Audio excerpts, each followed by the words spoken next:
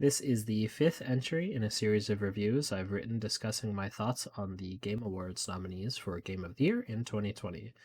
There isn't a predetermined order for the reviews in this series, but they were produced with the intention to be watched as a whole. I've personally completed all of the nominees on my own time, and for full context, I recommend you play through them as well before watching this review. I liked The Last of Us Part 2, and that's okay. I've been really back and forth with my feelings on this one, probably more than any other game on this list.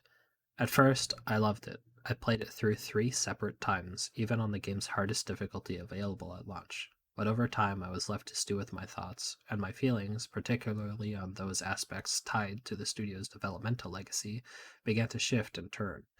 To explain this, I'll need to talk about Naughty Dog. It's been my belief that Naughty Dog's games have always been good because of their lack of player agency, and in spite of it. The studio is known for having some of the best stories in the industry, but only insofar as the narrative was told in a pretty conventional and linear way. The divide between when you're an active participant in Naughty Dog's games and a passive bystander to their story is larger than arguably any other studio known for their competence in storytelling. The titans of video game storytelling are usually those who've managed to instill valuable player agency in the narrative. Obsidian Software and CD Projekt Red, for example. Naughty Dog is known for their stories, but not in any way that enables the player to participate in them. It may sound strange, but I've always felt some kind of disconnect here in their games, and The Last of Us 2 doubles down on this ethos hard. If you've played The Last of Us, you're painfully aware of the decision made by the protagonist Joel in the game's final level, the trolley problem, to end them all. It's a powerful moment for the character, arguably one of the most well told character arcs for a character in a video game, even. But it isn't a powerful moment for the player. I've never met a single person that agrees with what Joel does here, and I genuinely used to read this as an interaction of Joel being the secret hidden antagonist of The Last of Us for a while until its sequel came out. So, what does the sequel have to offer on this type of interaction anyway? Well, it stretches it out over the course of a 30-hour runtime. Characters constantly act in ridiculous and untenable ways over the course of the whole story, with no say or input from the player other than to begrudgingly take part in the slaughter. And I get it. That's the point. The game is about horrible, angry people doing awful and despicable things to one another. You're supposed to lament. Jesus wept. It's like Metal Gear Solid did this shtick 20 years ago and did it better because it actually lets you circumvent most of the murder. This is what I meant by being a good in spite of its player agency, because I actually enjoyed this game's story. I was going through a lot when I played this game. Pandemic was just starting, and I had recently moved back in with my parents. I had a lot on my mind, and this game gave me a bit to think about, and I was able to get into the characters and their stories for clear reasons.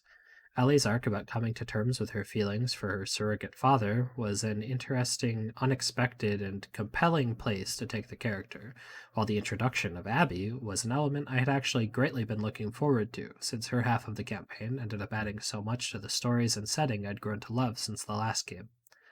I also appreciated the differences in how they played, and the different casts and perspectives that came with their sides of the story. Most importantly, they took a risk with structuring the story the way that they did, and I can say that it paid off for myself at least. I'm a sucker for when sequels call back to earlier titles, and the mirrored dynamic of Abby's storyline to the original Last of Us came as a pretty welcome twist. Combat was greatly improved in this entry as well, and by the end of my third playthrough, I really enjoyed the combat system, especially at that higher difficulty.